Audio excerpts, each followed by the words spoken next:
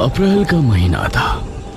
रात के समय सभी गांव वाले अपने अपने घरों में बैठे थे, लेकिन कोई था जिसकी चहलकदमी जंगल में अभी भी जारी थी। रमेश, जो कि पिछले महीने ही शहर से आया था, अपनी हाथ में मोबाइल की फ्लैश ऑन किए आगे बढ़ रहा था। भला किसी पुरानी गुफा में लिखी पुरानी बातों को पढ़ने से किसी की मौत कैसे हो सकती है? ये गांव के लोग भी ना कुछ भी कहानी गढ़ देते हैं। आज तो मैं पढ़कर ही रहूंगा उस गुफा के अंदर क्या लिखा है जो गांव के लोगों ने इतनी दहशत फैला रखी है।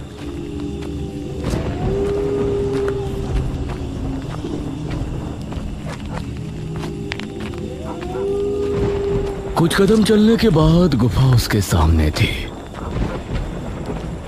वो बिना कदमों को रोके गुफा के अंदर चला गया।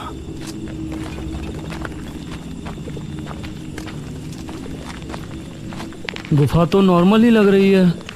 वो बड़ी आराम से इधर उधर देखता हुआ आगे बढ़ रहा था।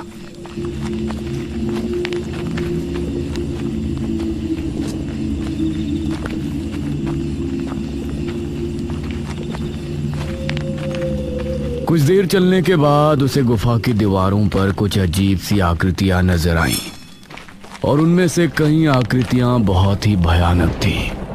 अब उसे ये थोड़ा अजीब लग रहा था।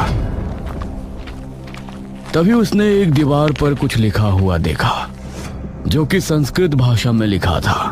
अरे बाप रे, ये तो कोई बड़ी गाथा लगती है भाई। ऊपर से लेकर नीचे तक की दीवार लिखाई से भरी है।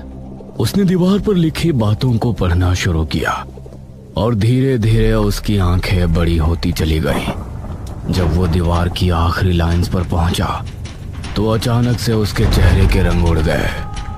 उसकी आंखें खौफ से बड़ी हो गईं। उसकी सांसें तेज तेज चलने लगी। हे भगवान, ये मैंने क्या कर दिया? वो उसी समय वहां से भाग निकला और गांव की तरफ रवाना हुआ।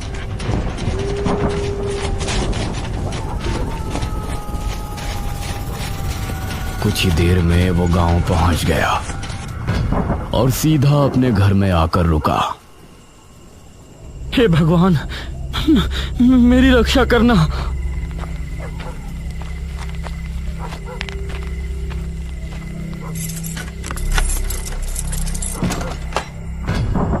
वो बेड पर पहुंचा और चादर में घुस गया। उसे बहुत तेज बुखार भी आ गया था। शरीर में अजीब सी कपकपी बंधी थी। तभी उसे उसके दरवाजे के खुलने की आवाज आई। वो डर गया और उसने अपने चेहरे से हल्की सी चादर हटाई तो उसके सामने एक बहुत ही भयानक असुर खड़ा हुआ था। उसे देखकर उसकी आंखों में खौफ उतर आया।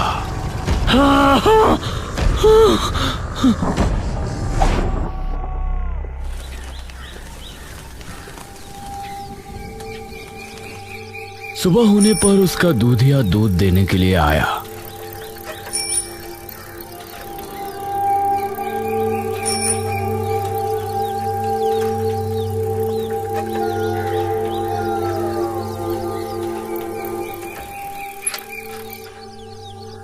अरे रमेश बाबू, दूध ले लीजिए, कहाँ छिपे बैठे हैं?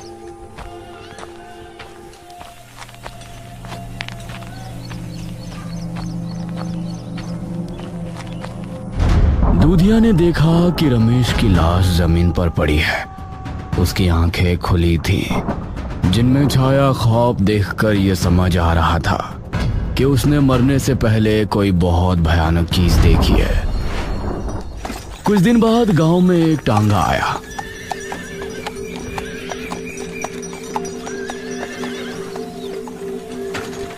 उसके अंदर से मनोज नाम का एक आदमी उतरा। टांगे वाले ने उसके 2 बड़े बड़े बैग भी टांगे से उतारे। शुक्रिया भाई। तभी मुखिया भी अपने एक आदमी के साथ वहां आया।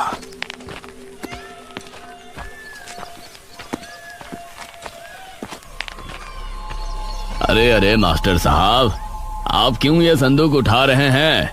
ये काम करने के लिए तो हमारे आदमी है ना। अब मुखिया जी नमस्ते। लगता है आपने मुझे पहचान लिया। हाँ हाँ, मेरी बाबू से बात हुई थी।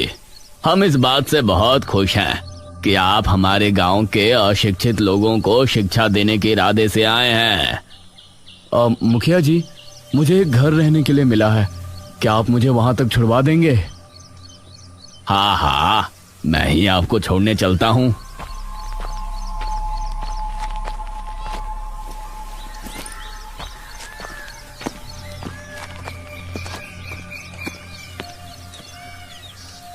मनोज मुखिया की गाड़ी में बैठा और गाड़ी आगे बढ़ने लगी।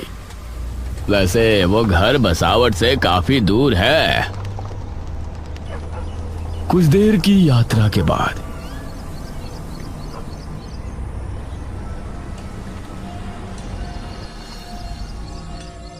ये उस एक घर पर पहुंचे। एक पुराना सा घर, उसके ठीक पीछे ही नदी बह रही थी और आसपास जंगल था। अरे वाह, ये तो काफी अच्छा है, मुझे ऐसा ही घर चाहिए था।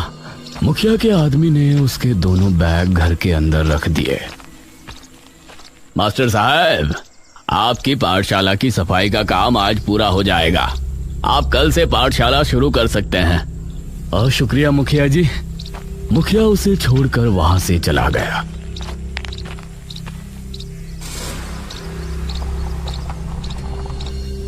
मनोज ने अपने बैग्स को कमरों में रख दिया।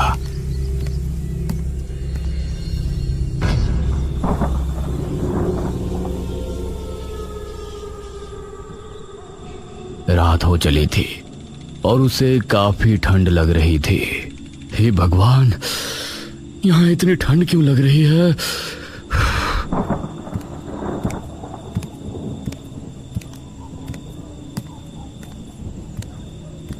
उसने दूसरे कमरे में जाकर देखा तो वहां अंगीठी और कुछ लकड़ियां रखी थीं। अरे, ये लकड़ियां तो बहुत बड़ी हैं, इनको बिना काटे तो अंगीठी में डाला ही नहीं जा सकता। उसने सभी कमरों में देखा, लेकिन उसे वहां कुल्हाड़ी नहीं मिली। चलो बाहर जाकर देखता हूं, हो सकता है जंगल में छोटी लकड़ियां मिल जाएं। बिना काटे ये तो अंगीठी में नहीं आने वाली। वह घर से बाहर निकला। मौसम काफी ठंड था। उसने देखा कि नदी की तरफ कुछ छोटे पेड़ भी है। उन पेड़ों से छोटी लकड़ियों का इंतजाम हो सकता है। वह नदी के ही तरफ रवाना हुआ। सामने से आती लहरों का नजारा उसे बहुत मनमोहक लग रहा था। वो लकड़ियों को भूल गया और नदी के किनारे की तरफ उसके कदम चल पड़े। एक लहर आई और उसने आंखें बंद कर उसको महसूस किया। उसके घुटनों तक पानी आया और लहर वापस जाते हुए पानी वो वापस ले गई। वाह, कितना खूबसूरत मंजर है ये। तभी उसे उसके पैर के पास कुछ महसूस हुआ। उसने देखा कि मिट्टी में कुछ है। उसने मिट्टी हटाकर देखी तो वो हैरान रह गया। उसके पैरों में एक कुल्हाड़ी पड़ी थी। अरे भाई, ये क्या कुल्हाड़ी? हाँ, यहाँ तो आसपास कोई है भी नहीं। फिर किसने मेरी इतनी फिक्र की? उसके चेहरे पर मुस्कान छलक आई। मुझे इसी की जरूरत थी।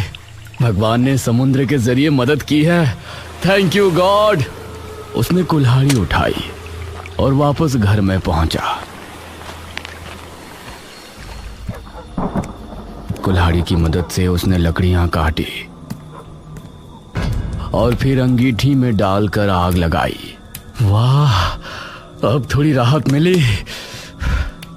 उसने अंगीठी पलंग के पास रखी और फिर सुकून की नींद सो गया।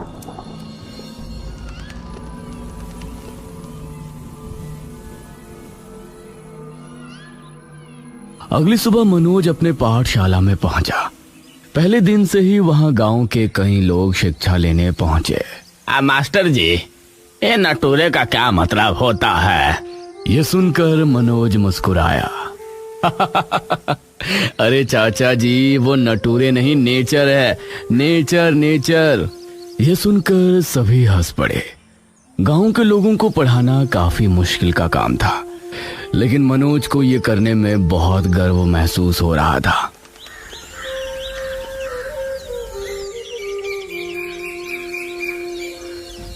दोपहर होने पर मनोज पाठशाला को ताला लगाया और फिर मुखिया उसे गांव घुमाने जगह जगह ले गया।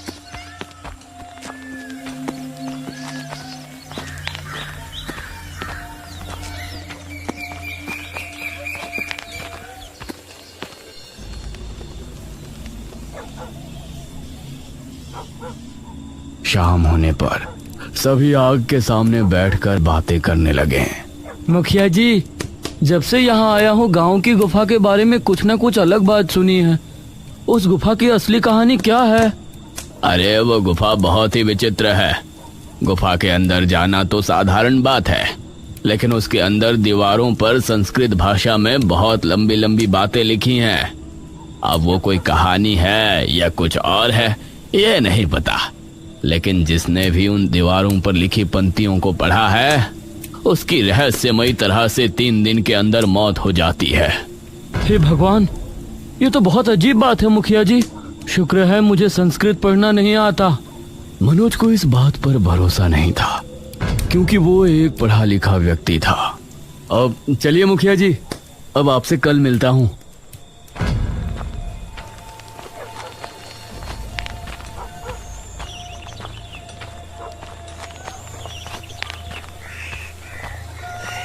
वो फिर अपने घर पहुंच गया।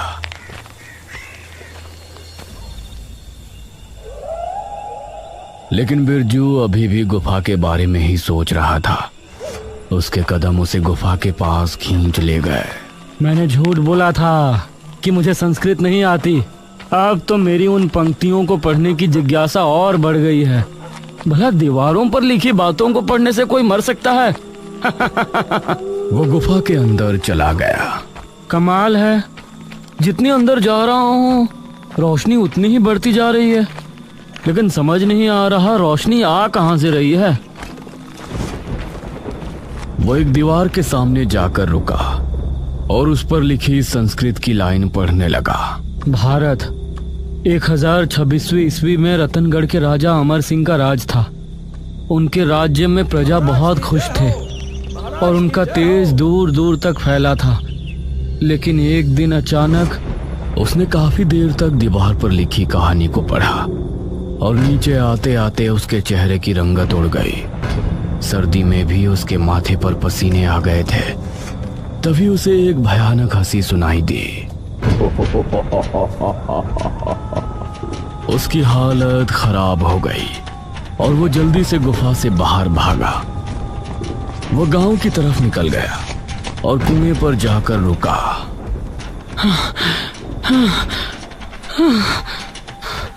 वो लंबी लंबी सांसें लेने लगा। उसे बहुत प्यास भी लगी थी। पानी। उसने कुएं में बाल्टी डाली और ऊपर खींची। उसके बाद उसने पीने के लिए जैसे ही चुल्लू में पानी लिया, वो पानी एकदम लाल हो गया और उसमें से बदबू आने लगी। उसने चुल्लू का पानी फेंक दिया और बाल्टी पर नजर मारी तो उसके अंदर साफ पानी ही था। वो जल्दी से वहां से अपने घर की तरफ भागा। अरे क्या हुआ आपको? इतना हाफ क्यों रहे हैं? कुछ नहीं, खाना लगाओ। उसने अपने डर को छिपाना चाहा, लेकिन इसमें वो नाकाम हो रहा था। खाइए ना, थाली आपके सामने है। उसने एक रोटी तोड़ी और जैसे ही मुंह में रखी तो उसे बहुत ही अजीब सा स्वाद आया और उसने रोटी वापस उगल दी। उसने देखा कि थाली में सब्जी की जगह कीड़े रेंग रहे हैं। अरे क्या हुआ आपको? जब बिंदिया ने देखा तो प्लेट में खाना ही था। वो कीड़े सिर्फ बिरजू को ही नजर आए थे। कुछ नहीं, वो मुझे भूख नहीं है। वो बिस्तर में गया और बुरी तरह से कांपने लगा। उसकी बीवी बिंदिया को उसकी बहुत चिंता होने लगी। अगले दिन सुबह 7 बजे मनोज की आंख खुली उसने उठते ही खिड़की से नदी का नजारा देखा। वाह, कितना खूबसूरत नजारा है। ठीक 8 बजे वो पाठशाला पहुंचा और पढ़ाने का काम शुरू किया और शाम होने तक वो मुखिया के साथ ही रहा। उस समय बिरजू भी काम से अपने घर को लौट रहा था। तभी उसे अपने पीछे से अचानक भारी कदमों की आवाज सुनाई दी। उसने डरते हुए पीछे मुड़कर देखा तो वहां कोई नहीं था। उसने फिर से चलना शुरू किया। वो फिर से कदमों की आवाजें उसे सुनाई देने लगी, लेकिन अब उसने रुकना ठीक नहीं समझा और अपने घर पहुंचा। बिंदिया, बिंदिया घर के अंदर नहीं थी। बिरजू ने मटके से लेकर पानी पिया। तभी उसे वही भारी कदमों और हंसने की आवाज सुनाई देने लगी।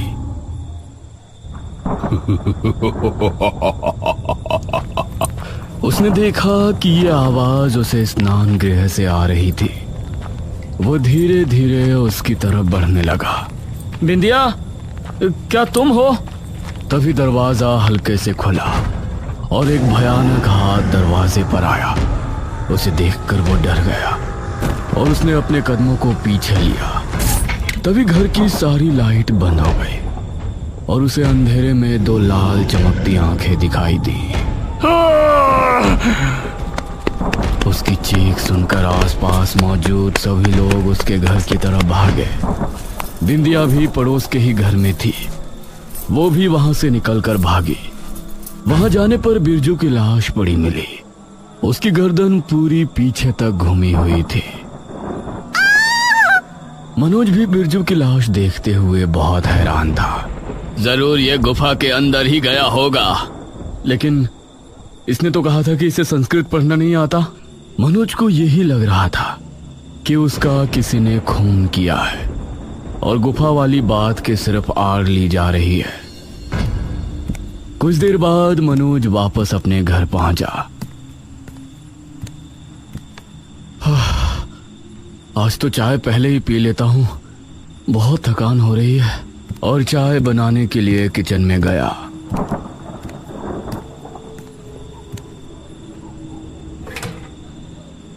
तो पतीला खाली था। अरे यार, दूध वाला तो सुबह आएगा, अब चाय कहां से पीऊंगा। तभी उसने किचन की खिड़की से देखा कि नदी के किनारे एक गाय खड़ी है। Oh my God! वह घर से बाहर नदी किनारे पहुंचा तो गाय अभी भी वहां खड़ी थी। कल रात जब मुझे कुल्हाड़ी की जरूरत थी तो कुल्हाड़ी नदी के किनारे आ गई, और जब अब मुझे दूध की जरूरत थी तो गाय आ गई। ये क्या हो रहा है? उसके मन में असमंजस ने जन्म ले लिया था कि नदी किनारे उसे कौन मदद भेज रहा है। और दूसरी बात ये थी कि गुफा के बारे में गांव के लोग जो फैला रहे हैं, क्या वो सच है? ना जाने क्यों वो उसी समय गुफा की तरफ निकल गया। गुफा के अंदर पहुंचकर उसने दीवार पर लिखी बातों को पढ़ना शुरू किया, क्योंकि उसको संस्कृत आती थी। भारत 1026वीं ईस्वी में रतनगढ़ में राजा अमर सिंह का राज था। उनके राज्य में प्रजा बहुत खुश थी और उनका तेज दूर दूर तक फैला था। लेकिन एक दिन अचानक, महाराज, बहुत बुरी खबर है। राज्य में हाहाकार मचा हुआ है। आम जन की मृत्यु हो रही है। लोगों का कहना है कि रात के समय कोई दानव आता है, उनकी जान लेकर चला जाता है। उसे देखने वाले कुछ ही लोग जिंदा हैं और अब तक उसने कई लोगों की जानें ली हैं। अगर वो कोई दानव है तो शीघ्र ही तांत्रिक तारानाथ को बुलाया जाए।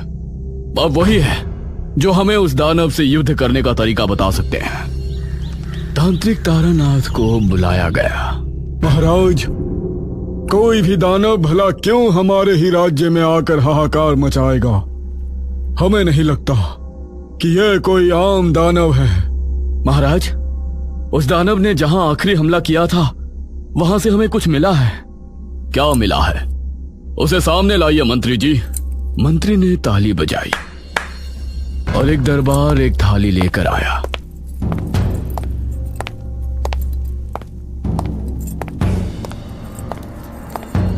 मंत्री ने उस थाली से कपड़ा हटाया तो उसके अंदर कोई नुकीली चीज थी। उसे देखते ही तारानाथ के माथे पर लकीरें उभर आईं। क्या हुआ बाबा? तारानाथ ने अपने झोले से कुछ चावल निकाले और उन पर कोई मंत्र पढ़कर उस नुकीली चीज पर डाले। उसके संपर्क में आते ही चावल जलकर राख हो गए। हे भगवान! महाराज, वो कोई दानव नहीं बल्कि असुर है। यह उसी असुर का नाखून है। असुर? हाँ, आपके पड़ोसी दुश्मन राज्य ने हमारे राज्य को खत्म करने के लिए इस असुर को आवाहन करके यहाँ भेजा है। तांत्रिक तारानाथ, अब हम इस असुर को कैसे वध कर सकते हैं? ये कोई आम दानव नहीं, असुर है महाराज। हमारी मृत्यु ही इस असुर का अंत है। यह सुनकर सभी हैरान रह गए।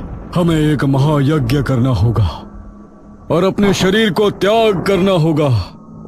हमारी हड्डियों के बने वज्र से ही उसकी मृत्यु संभव है। बाबा, क्या और रास्ता नहीं है?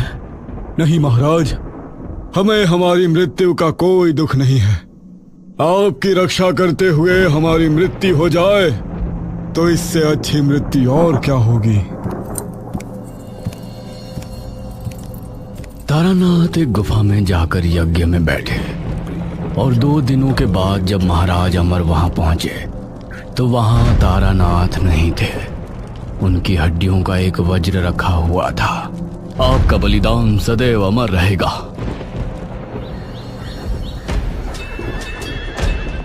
अगले दिन राज्य पर दुश्मन राज्य के राजा रुद्र सिंह ने हमला किया। अमर सिंह अपनी सेना के साथ पूरे जोश और होश से उनका मुकाबला कर रहे थे। अमर सिंह, अब तेरी मौत तय है। अब मैं तुझे मारने के लिए असुर का आवाहन करता हूँ। उसने आंखें बंद की और असुर का आवाहन किया। तभी वहां एक भयानक असुर आ पहुंचा। उसे देखकर सभी खौफ में आ गए थे, लेकिन राजा अमर सिंह ने तारानाथ की हड्डियों का बना वज्र निकाला, जिसे देखकर असुर के चेहरे की हंसी उड़ गई। ये क्या? उस तारानाथ ने अपने शरीर का त्याग दे दिया। क्या हुआ तुझे? तू ऐसे क्यों डर रहा है? तारानाथ की हड्डियों का बना वज्र, इससे तो मेरा अंत हो जाएगा। अब मैं इस युद्ध में तुम्हारा साथ नहीं दे सकता। नहीं, अरे मैंने तुझे असुर लोक से बुलाया है। तू मेरी मर्जी के बगैर वापस नहीं जा सकता। हाँ, नहीं जा सकता, लेकिन मैं अगले 1000 साल के लिए खुद को एक गुफा में बंधित कर सकता हूँ, जहाँ ये वज्र नहीं जा सकता। ये कहकर असुर वहां से भाग गया। अमर सिंह ने उसी समय रुद्र को खत्म करके अपने राज्य को बचा लिया। इतना पढ़कर मनोज रुक गया। अरे, आगे की कथा कहाँ लिखी है? वो थोड़ा और आगे गया तो उसको अगली दीवार पर आगे की कथा लिखी मिली। असुर ने इस गुफा के अंदर खुद को बंधित कर दिया। राजा अमर सिंह अब अगले 1000 साल तक उस गुफा के अंदर नहीं जा सकते थे, मतलब पूरे जीवन काल में कभी भी नहीं। इसीलिए उन्होंने आज्ञा देकर ये सारी कथा इस गुफा के अंदर लिखवा दी। लेकिन गुफा से बाहर आते ही लिखने वाले मर गए। उस समय के ज्योतिषों ने भविष्यवाणी की कि इस गुफा के अंदर जो भी जाएगा और वो ये कहानी पढ़ेगा तो असुर उसे मार देगा। जब कई सालों बाद महाराज अमर सिंह फिर से जन्म लेकर इस गुफा के अंदर जाएंगे तो उन्हें यह कथा पता चलेगी और उनके कदम पड़ते ही अगली रात में ही असुर गुफा से आजाद हो जाएगा और राज्य में हाहाकार मचा देगा। उस समय महाराज अमर सिंह को यह वज्र ढूंढकर उसे खत्म करना होगा। इतना पढ़कर मनोज हैरान रह गया। अब उसे भी डर लगने लगा था। तभी उसे एक भयानक आवाज सुनाई दी।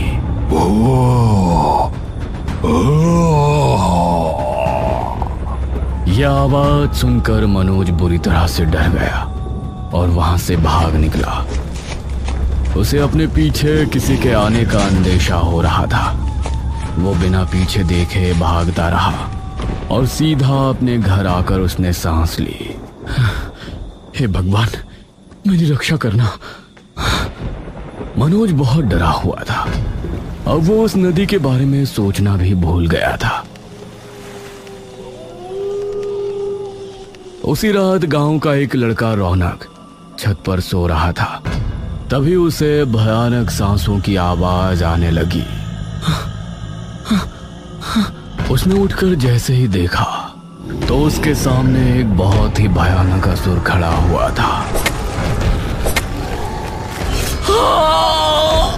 असुर की पकड़ से वो खुद को छुड़ा ना सका। अगले ही पल चारों ओर सन्नाटा छा गया।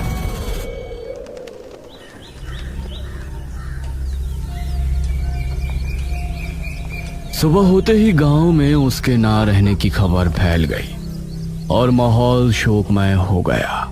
ये रौनक कैसे मारा गया? ये तो गुफा के अंदर गया भी नहीं था। मुखिया जी, ये तो बहुत बुरा हुआ। गुफा में तो मैं गया था, फिर ये क्यों मारा गया? धीरे धीरे 3 दिन गुजर गए। असुर ने इन दिनों में कई नौजवान लड़कों को गायब कर दिया। अब मुझे कोई नहीं मार सकता, मैं आजाद हो चुका हूँ। गांव में एक सभा बैठाई गई। पहले तो सिर्फ गुफा में जाने वाला इंसान ही मारा जाता था, लेकिन अब तो बिना गुफा में जाए जो भी लड़का 18 वर्ष हो रहा है उसी का अंत हो रहा है। इसे कैसे रोके मुखिया जी? मनोज मन ही मन अपने बारे में सोच रहा था। मैं गुफा में गया था, मुझे तो कुछ भी नजर नहीं आया, ना ही मेरे साथ कुछ हो रहा है। 3 दिन के बाद भी मैं जिंदा कैसे हूं?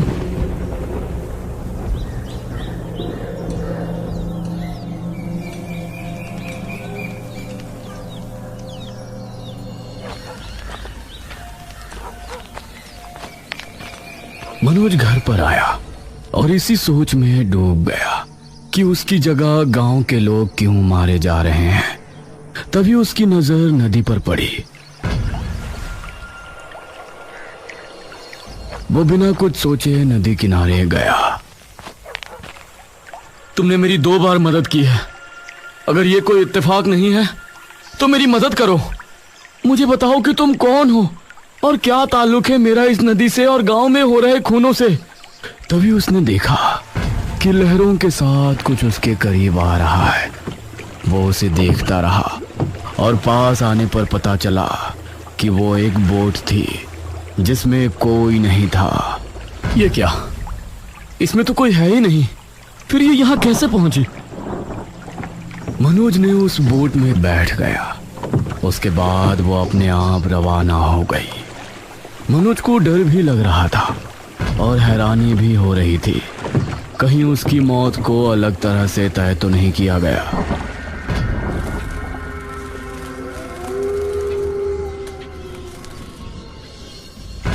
वो बोट एक किनारे पर जा लगी जहां सामने ही एक पुराना किला नजर आ रहा था।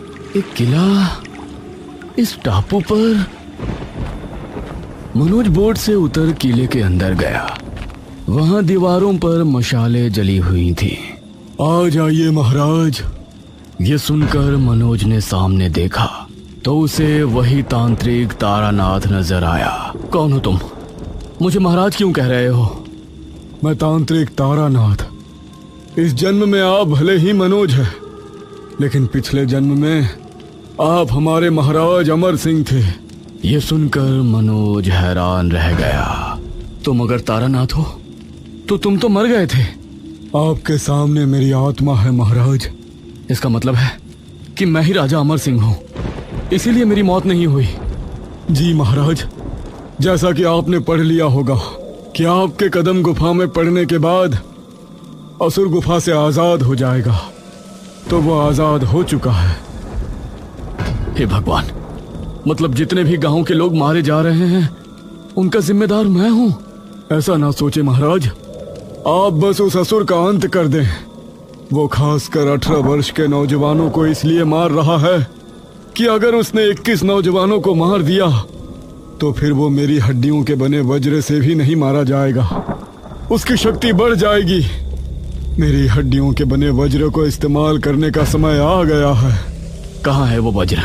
आपको डर था कि आपके दुश्मन उस वज्र को ढूंढकर खत्म ना कर दें, इसलिए आपने उसे इस किले के तहखाने में रखवा दिया था। और मेरी आत्मा उसकी देखभाल कर रही थी। मैं आपको बुलाने के लिए ही आपकी मदद कर रहा था कि आप एक दिन मन में सवाल लिए जरूर यहाँ आएंगे और अपने कर्तव्य के बारे में जानेंगे। यह सुनकर मनोज ने आगे कुछ नहीं कहा। तारानाथ की आत्मा के साथ वो तहखाने में पहुंचा जहां रखा हुआ वज्र चमक रहा था। अगली रात गांव के लोगों में डर का माहौल था। रविशंकर के बेटे मोहित का जन्मदिन था, लेकिन खुशी मनाने की जगह सभी खौफ में थे। रविशंकर और उसकी पत्नी मोहित के पास ही बैठे थे। माँ, बाबूजी, आप इस तरह क्यों मेरे सर पर बैठे हैं? मुझे मेरा जन्मदिन मनाना है। अरे बेटा, तुम्हारी जान खतरे में है, हम तुमको अकेला नहीं छोड़ सकते। हाँ, वहीं कुछ लोग घर के बाहर भी टहल रहे थे।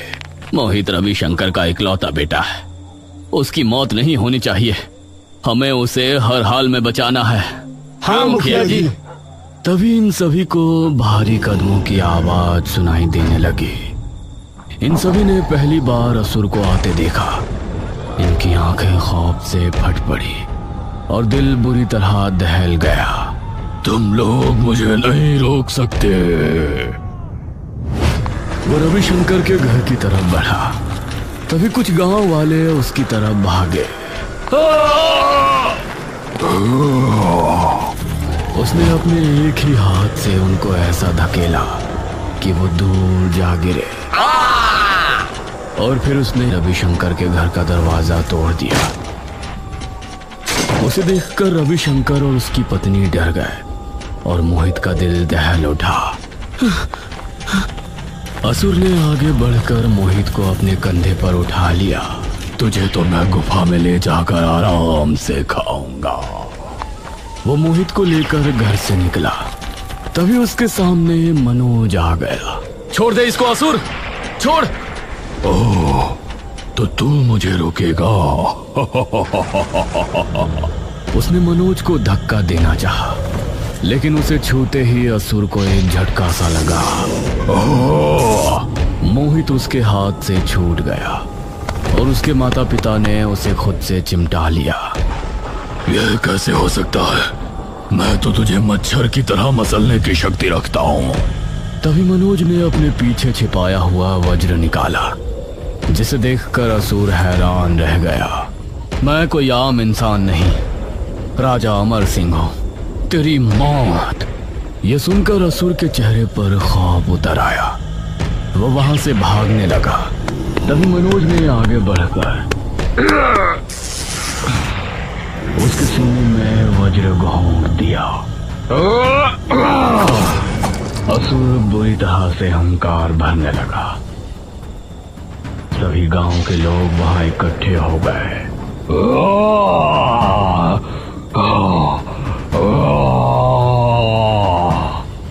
एक तेज चीख के साथ वो खत्म हो गया और राख बनकर ढेर हो गया। मास्टर साहब, आप ही हमारे पूर्व काल महाराज थे। जी, वो तो पिछले जन्म की बात है। मैं अब सिर्फ आपका मास्टर साहब ही हूँ। मोहित के माता पिता ने मनोज का धन्यवाद किया और सभी ने उसकी हिम्मत की सराहना की। मनोज को अब बहुत अच्छा लग रहा था, क्योंकि उसने गुफा के खौफ को हमेशा के लिए खत्म कर दिया था और असुर के साथ बुराई का वध कर दिया था।